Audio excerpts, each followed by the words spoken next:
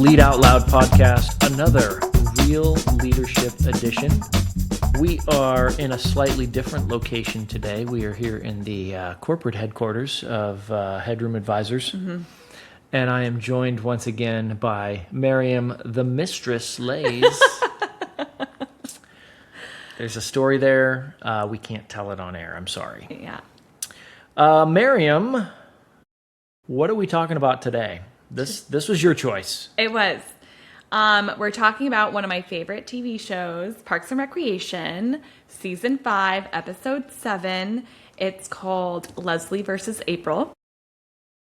Do you want me to give a synopsis? I would love for you to give a synopsis. Okay, so this episode is the one where, if you are familiar with the show, there's a character named April. She proposes turning Leslie's pet project, Lot 48, into a dog park. Leslie tries to derail her instead of negotiating. Councilman Jam swoops in to steal the lot for a fast food chain, forcing Leslie and April to team up against him. Brought to you by Claude. So, wait, are they paying us? They're not paying us. Okay, well then I'm paying them. We're gonna bleep that. So if you are unfamiliar with the show, I'll just tell you a little bit about the characters that are at play here. April, in season 1, is introduced as an intern for the city of Pawnee. Leslie Knope is in, I'm not sure what her position, I don't remember exactly her position, but she's in the Parks and Recreation department. So she hires April as her intern, and there is this lot called Lot 48, and the whole show is about getting Lot 48 turned into a park, and Leslie's mission to do so. Leslie in the series ends up becoming a councilwoman, and her rival is Councilman Jeremy Jam, and he is a protagonist, I guess, in this. I'm sorry, antagonist in this episode. So he comes into play here as well, and that's we'll take it from there. Okay, and all of that would have been helpful to know when I watched the episode, because this is going to be an interesting episode. I have never seen Parks and Rec before. I know of the show. I know a little bit about some of the pop culture stuff from the show, like Rob Lowe always saying literally. Yes. But I've never actually seen it, and so I didn't know the backstory. And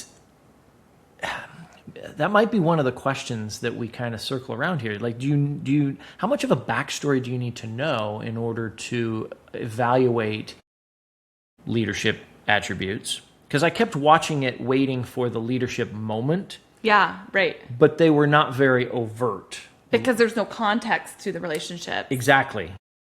And so I think that's kind of the first stop here is context. Does context matter when you're talking about leadership? Understanding some of the backstory, understanding that April had this pet project, that's what the whole show's about. Leslie had the pet project. Leslie had the pet project, and now April's trying to hone in on that action. Okay, so there's a little bit of a power play there, perhaps, which might play into some leadership. What stood out to you? In this episode? Yes. To me, the one thing that stood out was the relationship between Leslie and April. So we are introduced with like the friction in that relationship, because the whole series, Leslie wants to make April her successor, and April has no interest in any, like, she thinks it's uncool to be motivated, or to like try or to be passionate about anything. We slowly learn a little bit about what April is passionate about, and she's like a cat. Like, she cares deeply about the people she cares about, but then she hates everybody else. And she loves pets, or she loves animals, excuse me. So anyway, Leslie is mentoring and trying to get April to care about something, and finally in this episode, April is really excited about turning Lot 48 into a dog park because Pawnee doesn't have one.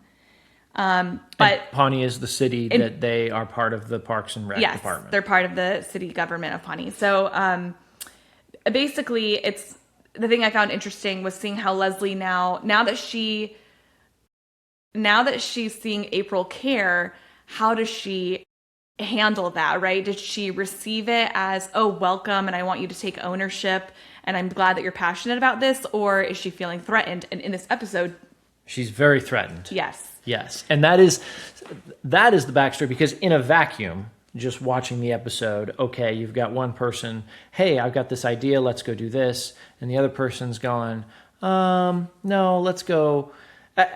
As I'm watching it, it looked like just a minor plot mechanism to generate some comedic moments. No, I don't like this lot. Yeah. Let's go find another location. And so I'm just watching it like looking for the next, oh, okay, they're going to go to this other location, which is a toxic waste dump. Yes. And it's kind of, oh, okay.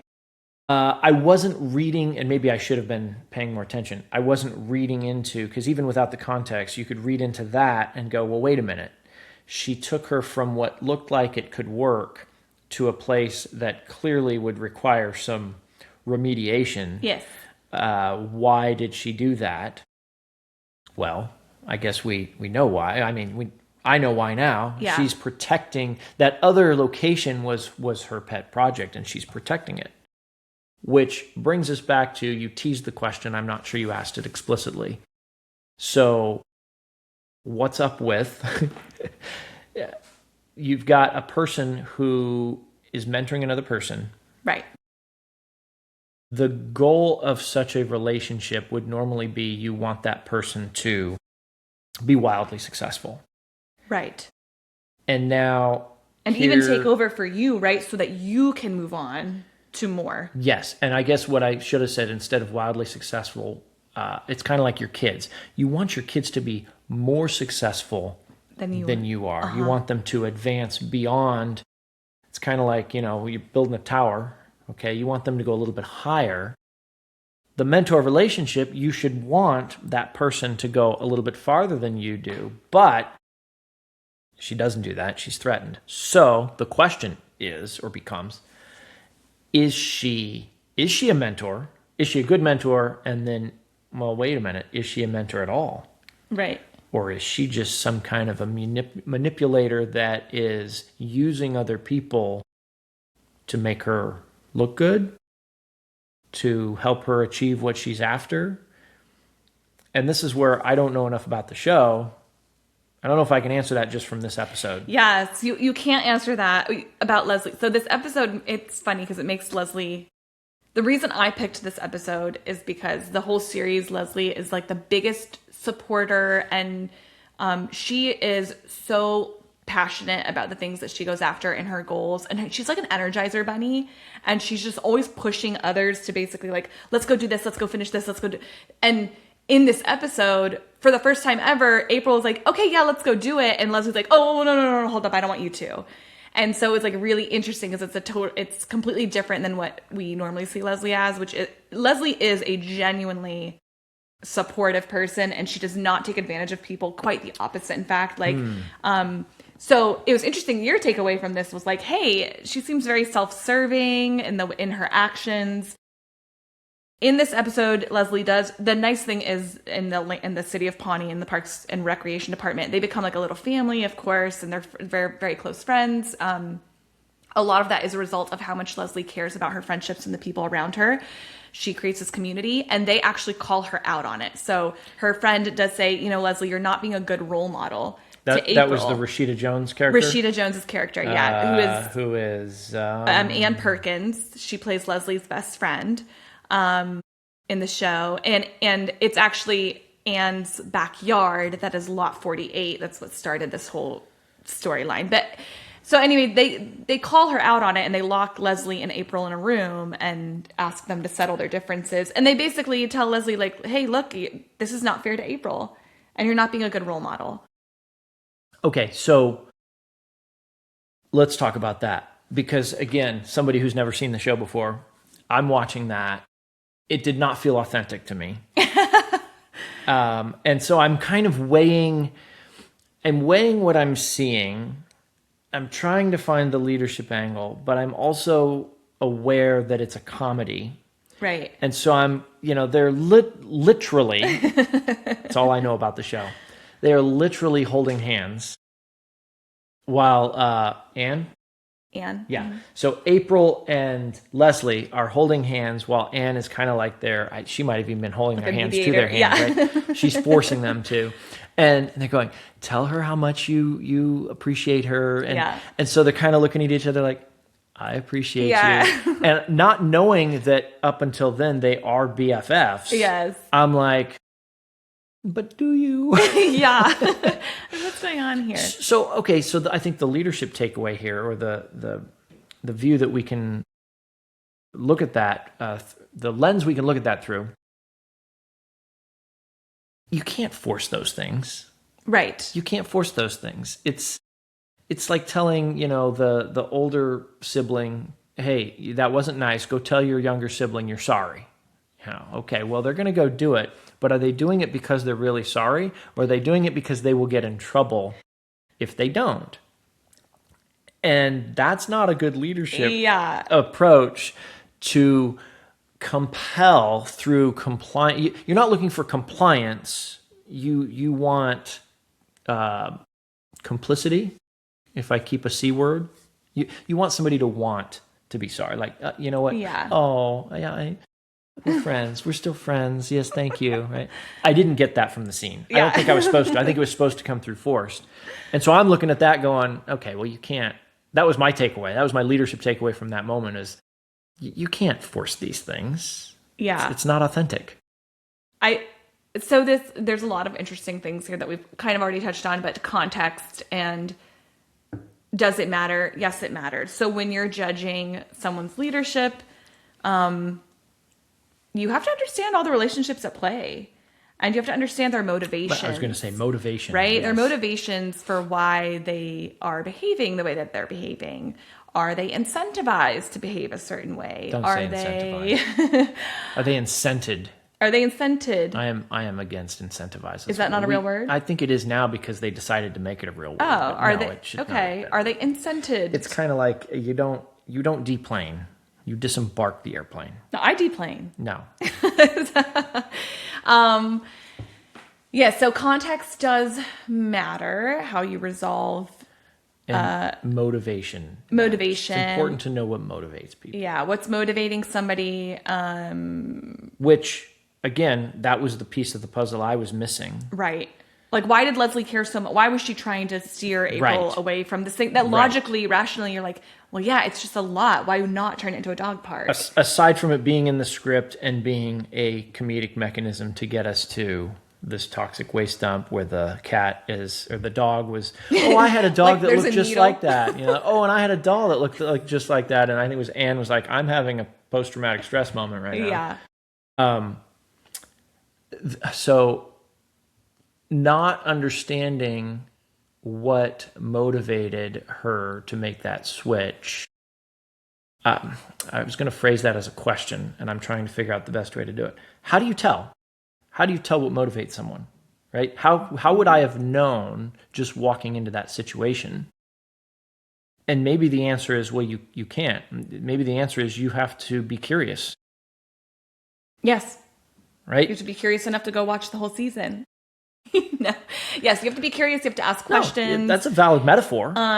We did not see it in this episode because of the relationship that April and Leslie and Anne already have. They already understood why Leslie was behaving the way she was behaving. Right. So we didn't get to see that as an audience member. But in the real world, yes, you have to be curious. There's a fine line here, though, too. I was going to say you have to be skeptical, but you don't want to be cynical. So what I mean by that is, let's say you're called in to a meeting, mm-hmm. and you're just really an observer. You're kind of observing what's happening. If somebody makes a suggestion or proposes something that seems odd, here's the data. Right. And the data would direct us towards this decision. But this person wants to... The data says turn left. This person just told us, no, I want to turn right. Okay, why? We should want to understand that. Again, not to be cynical, but to be curious and to be cautiously skeptical of, well, is there a motive here I don't understand? Because this doesn't make sense. Just like in this case, oh, it looks like a good lot here, not a good lot there. Why would she choose that one? Mm-hmm. There was a theme I did pick up on through this episode, and it was deception. Okay. So, again, not knowing much about the characters, let's hope I got them correct. I was having trouble. I was trying to write down who the character names were, but they weren't using the name. Not having seen the show, I wasn't sure who it was. So sometimes, like, I wrote down Aziz.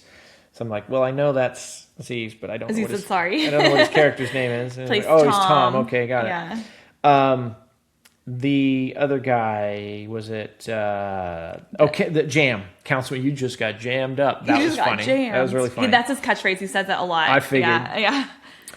So, okay, here's the councilman, and they're in the council meeting, and April and Ann are making their cases, and the councilman goes, well, I really think what we should do is, I forget what he wanted to do. He wants to build a Paunch Burger on Oh, Lot yeah, 48. He wants to sell Lot 48 restaurant. to a fast food chain called Paunch Burger, and he's going to get a kickback from it. Right. And put a Paunch Burger on this property. And Bonnie has like the highest obesity rate in America. That's another thing that like is like a plot line. So it's like super unhealthy town. This is not really great for them, and Leslie's always trying to make them healthier. So yeah. I mean, I feel like that's like here in Santa Clarita, we have the cleanest cars in the state, and we have 4 car washes under construction right now. Maybe a little bit healthier than the burger joint. But anyway, yeah, so he goes, oh, yeah, well, I think what we really should do is sell it off and put the burger. All in favor. He goes, let the record show that everybody's raising their hands. And there's nobody there. And there's like 5 people there, and nobody's raising their hands. Like the camera pans, and nobody's raising their hands. And I'm like, wow, okay. So he found the stereotypical politician in the show. Uh-huh. Okay, so he's... Uh-oh. Welcome back. We had a brief technology challenge here in the Lead Out Loud studio. But we're back online. We're back live on the air. And we're back. And we're back. You know what? We just had to take a brief break for station identification, so thank you again to our sponsor, Headroom Advisors. HeadroomAdvisors.com for all your advising needs. All right. So should we jump back into the episode? Please, let's jump back in. Okay. So one of the themes that we see in the first half is like the mentor's blind spot. Basically, Leslie's inability to recognize that she has gotten April to where she's always wanted her to be. She's coached her into somebody who can take ownership of a problem, be excited about a problem, and then present this great idea, something Leslie probably would have done herself. But because it wasn't Leslie's idea, and because it threatened where Leslie wanted to go, she wasn't able to support it or see it for the success that it was. And so let's talk about that a little bit when we look at succession planning. And, you know, everybody wants to do succession planning so that they can then move on to their next role. Have you experienced that? I have not. I have never. Either on the receiving end or the dealing end, where you built somebody else up, or somebody was building you up and then kind of pulled the wool over your eyes. No, pulled the rug out from under you. That was the idiom I was going for. Yeah, I don't think any of my mentors have ever been threatened by anything I've tried to do, because I've usually worked as like a partner with my mentors. So typically my goals, I'll tell you why it hasn't happened, because my goals were in motivations, maybe not in motivations, but my goals were aligned with my mentors. So we were working towards a common goal. And in this episode, Leslie and April did not reach alignment until they had a common enemy in Councilman Jam. Okay, let's put a pin in the common enemy. I want to go back to the common goal part for a second, because I think there's 2 pieces to that. The bigger problem is if your goals aren't aligned. You guys are basically, you're heading in different directions. Right. That's almost more obvious. The one that I could think that maybe has happened to me, we have a common goal, or at least we think we do, but we disagree on how to get there. And what makes that challenging is you're predicting the future. It's harder to prove. Hey, I think we're trying to get to the top of the mountain. Okay. I think we should take this path over here because it's already got some, I can see where other people have gone before. I think it's going to be easier for us to get up there.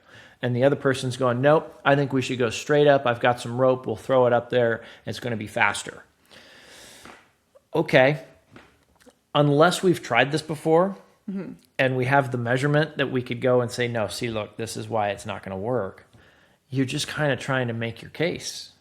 And now we can disagree on the best way to get there. And who's right? I don't know. Yeah. We have to defer, I guess, to experience and training and experience. Who wins in that case? I think that's the more common, at least in my experience, that's the more common scenario for that. So if you are not somebody when you have leadership authority, like if you were in the higher position, it's easier for you to win that argument. But in this case, yes, right. In this case, April didn't have that. And so if you were April, what advice would you give to her? I'll give you a very specific example of when I can think of this happening. I mean, we had a common goal. I was supporting an airplane program. We were doing refurbishment. So we're fixing stuff. Mm-hmm. In order to fix it, we have to understand what's wrong and then create the solution, create the repair plan. We all agreed we needed to do that faster. Mm-hmm. We needed to get faster at identifying the problem and then getting it from, the light bulb's broken. Great. You need to replace the light bulb. Here's how to do it, right? Putting those two things together. My belief was, okay, we've got data. Let's use some technology and build this library to where we can use the technology to match the data together. Oh, okay. Whenever we see this type of corrosion, this is usually one of these three things is the solution. Okay. The people who were higher on the org chart than I was disagreed. They did not like the idea of a technology solution in general. And so their approach was, no, we just need more experienced, say, mechanics. Let's recruit smarter people to the team, right, so that they can just do the work faster, do the same inefficient work faster. Okay. Which, of course, we see that all the time. Now, all right, what's my advice to April? Well, in my case, I was fortunate enough to have a champion. We've talked about that before. Not a cheerleader. I had cheerleaders too. But I had a champion who was willing to kind of risk a little bit of political capital to say, okay, well, we're still going to go and do this. We're going to at least advance down this path.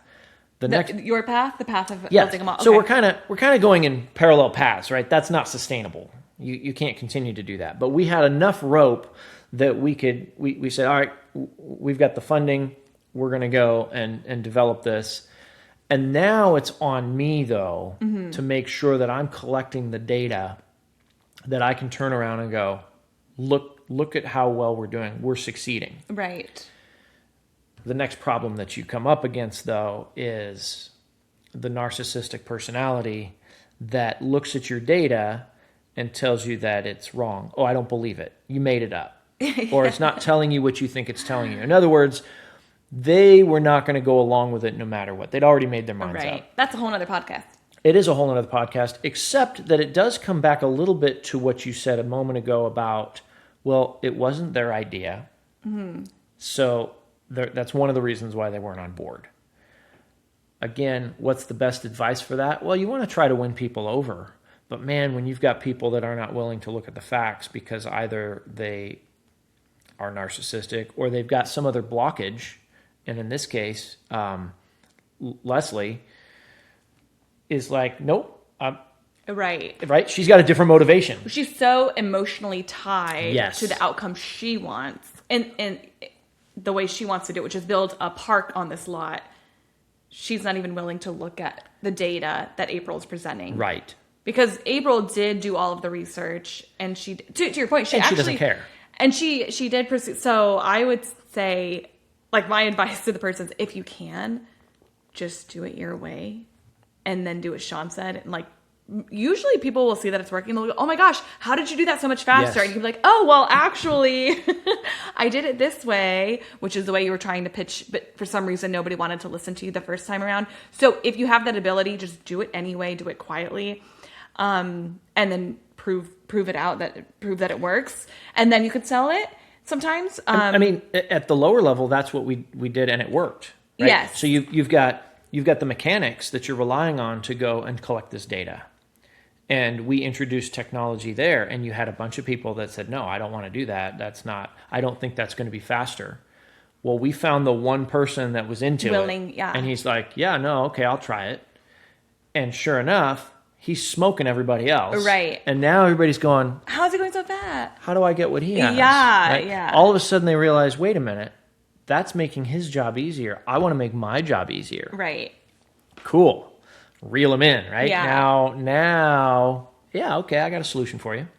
So do it anyway, demonstrate the value, and then others will be and on board. it's not always practical advice, right? To do it anyway. Right. Sometimes a good path to termination.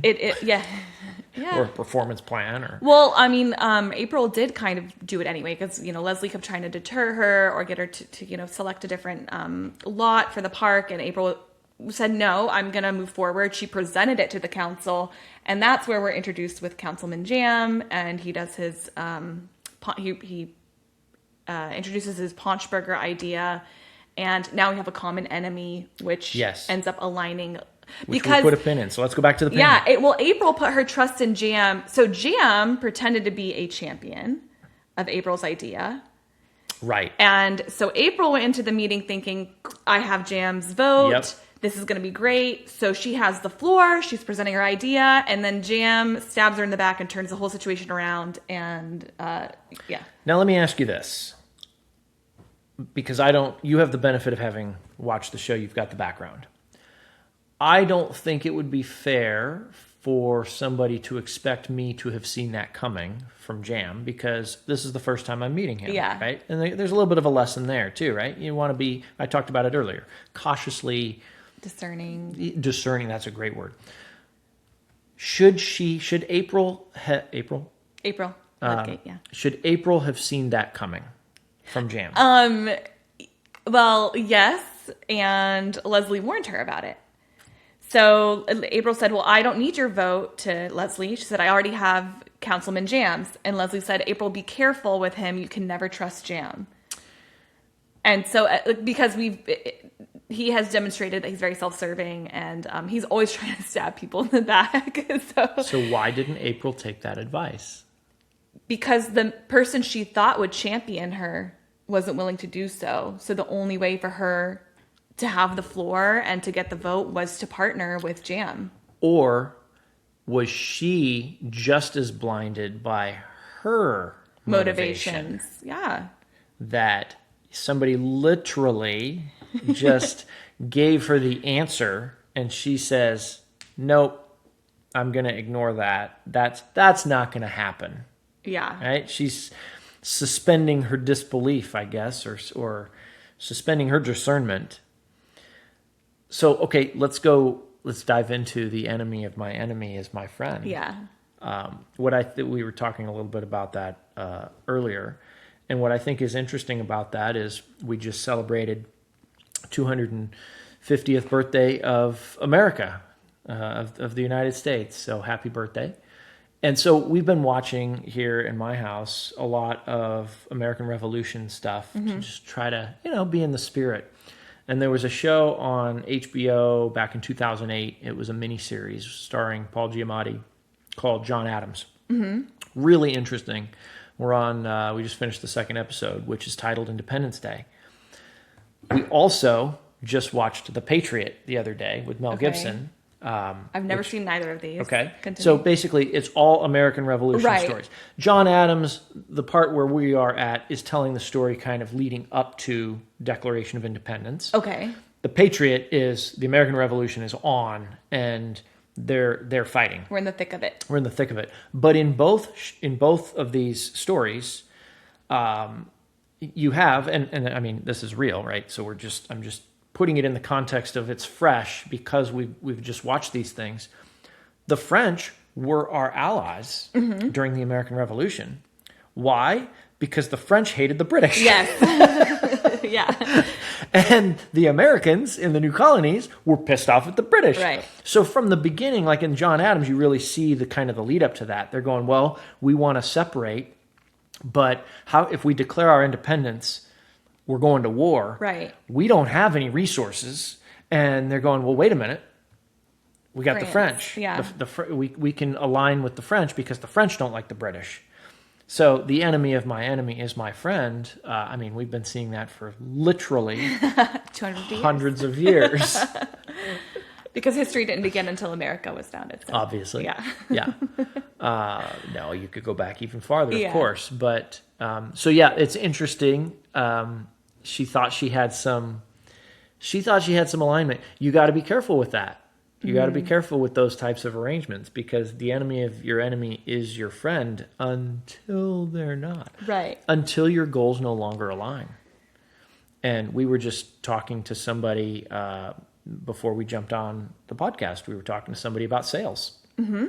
And he was telling us a story about how he had generated this great rapport with a client.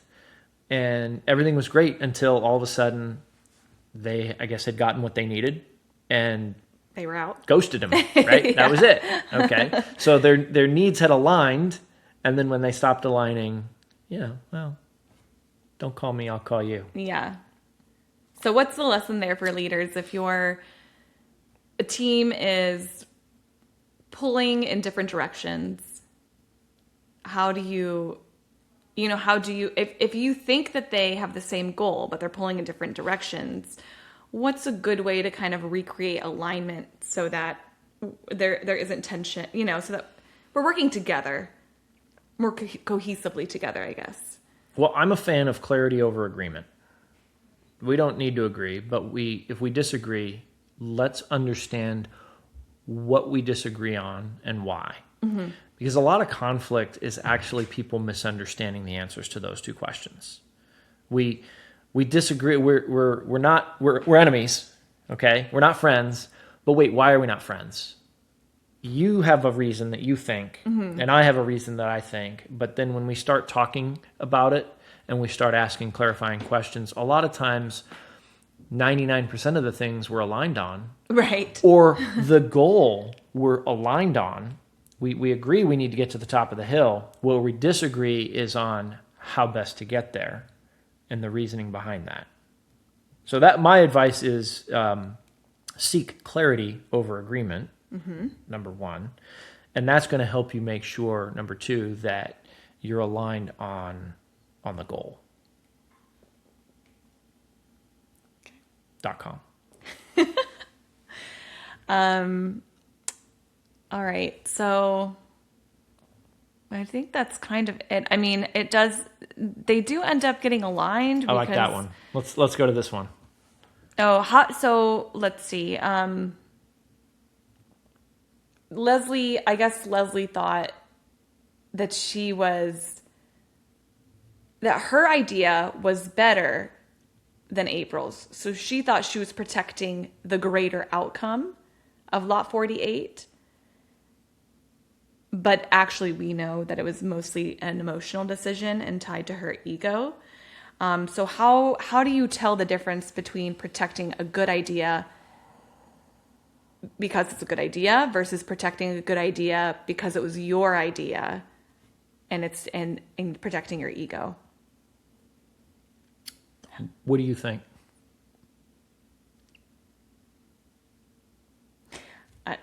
I mean, remain objective, bring in a third party. I don't know. It's kind of... I think third party is helpful. Data, more data. Well, not always. Sometimes that can create confusion. My third party is typically my wife. An outsider.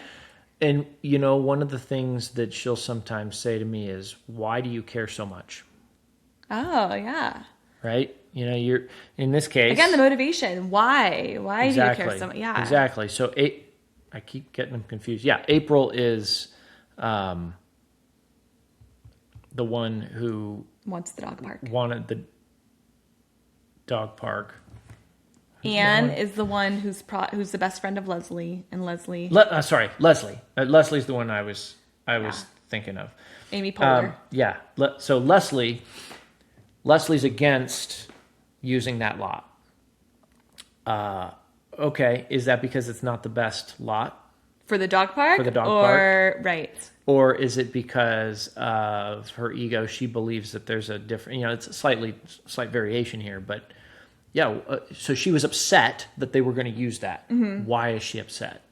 And if she can answer, if she's being honest about her answer, she's going to say, well, because I have other plans for this. Right. Okay, well, wait a minute. Then that's not the answer we're hoping for. Right. The answer we're hoping for is, well, because this is going to serve the greater good, or this checks off more of our boxes. That's another thing I guess you could do, is make a checklist.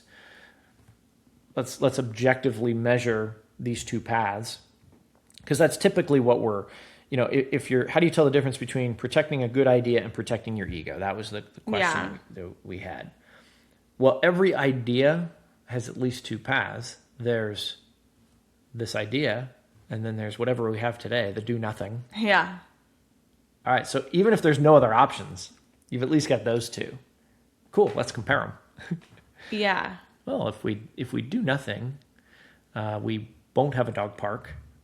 Do we need a dog park? Yes. Huh, okay, well, this isn't going well. Right. But they also did need a park. Well, I guess from Leslie's standpoint, right, it's like, well, if you build a park there, maybe that serves a greater purpose than having a dog park, because now you're serving the people in the community, right? Is the government's obligation to serve the dogs of the community or the people of the community? Like, you get into, right? It's hard to argue which one would have been more beneficial. But her answer, answer to why she was against the dog park. Yeah. Instead of saying, hey, April, I love your dog park. Yes, and why don't we also try to build a park adjacent? Let's split the lot, build my park, and in my park, there can be a section for the dog park, right? She could have expanded on April's enthusiasm and idea, but instead she just shut it down and didn't even, like... And her answer, if she's challenged on her answer, she could try to make something up. She could try to say something like, well, this isn't the best location for a dog park, in which case we go, well, why? Right. And now it's on her to make her case, and then we should get to a point where we can go measure her reason. Right. Oh, it's not close enough to where most people with dogs live. Cool. Where do all the people with dogs live here? How close? Okay, we can be objective about it. Or she's going to give the real answer, right, which is, well, I don't want to do this because I have other ideas, and then right away you've got an answer. So that's ego right there. It's because that's what I want, not because that's where the information is leading me, or that's what's best. Yeah. So that would be, she would be betrayed by her true motivations. Yeah. If we were to go ask, why? Why do you care so much? Always ask why. Why? Because the more questions you ask, the more information you'll get. All right. Parting thoughts. Did we miss anything that we wanted to talk about? No, I think